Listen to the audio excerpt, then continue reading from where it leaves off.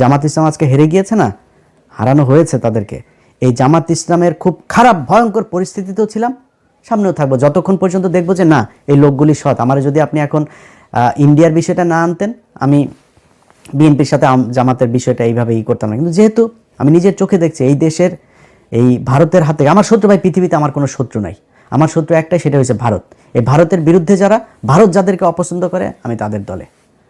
So তারা স্পষ্ট অবস্থান নিয়েছে, তারা সরাসরি বলেছে যে খালেদা পুত্র ভারতের সাথে সমঝোতা করে দেশে ঢুকেছে। তাদের পত্রিকা নিউজ করেছে, এই কয়েকদিন আগে তাদের এক মিলিটারি অফিসার, খুব ঊর্ধ্বতন অফিসার, রিটায়ার্ড, সে বলেছে যে যেদিন বলেছে যে দিল্লি না ঢাকা, ঢাকা ঢাকা, দিল্লি না পিন্ডি, ঢাকা ঢাকা ঢাকাই, ঢাকা না পিন্ডি, ঢাকা ঢাকা, এটা যেদিন বলেছে সেই দিনই বিএনপি শেষ হয়ে গিয়েছে, সেদিনই বিএনপি ভারতের পক্ষে চলে এসেছে। রিটায়ার্ড অফিসার বলেছে এই কথা।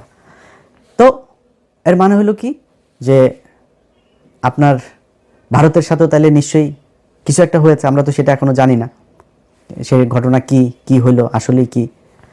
তো এই জিনিসগুলি আমরা দেখলাম সেই শুরু থেকে এখন পর্যন্ত।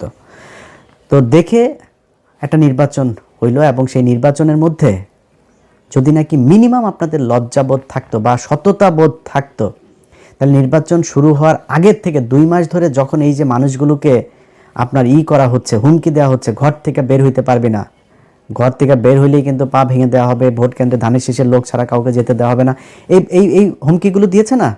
এই হুমকি দেওয়ার পরে বিএনপি থেকে কোনো ব্যবস্থা নেওয়া হয়েছে? তারেক রহমান দেশে যাওয়ার পরেও কোনো ব্যবস্থা নেওয়া হয়েছে? কিছুই করা হয় নাই। তাহলে ঘটনাটা কি দাঁড়াইলো? ঘটনা দাঁড়াইল আপনারা এরকম একটা নির্বাচন করেই ক্ষমতায় আসতে চেয়েছেন। সো এত ভাব মারার কিছু নাই তো, চুরি করে এসেছেন ক্ষমতায়, চুরি করে ক্ষমতায় দেখেন থাকেন। আল্লাহ যা করে ভালোর জন্য করে। যদি নাকি মনে করেন যে এই সামনের দেশ চালানোটা এত সহজ হবে, এত সুন্দর এক দেশ আপনাদের জন্য রেখে গেল এই বালের সরকার একটা, এটা মনে করার কোনো কারণ নেই। প্রতিটা পদে পদে টের পাবেন। আপনার যেই ভালোবাসার সাংবাদিকরা আপনাদের এখন আছে, সেই সাংবাদিকরাই বুঝাই দিবে, এরাই বুঝাই দিবে আপনাদেরকে কি জিনিস তারা।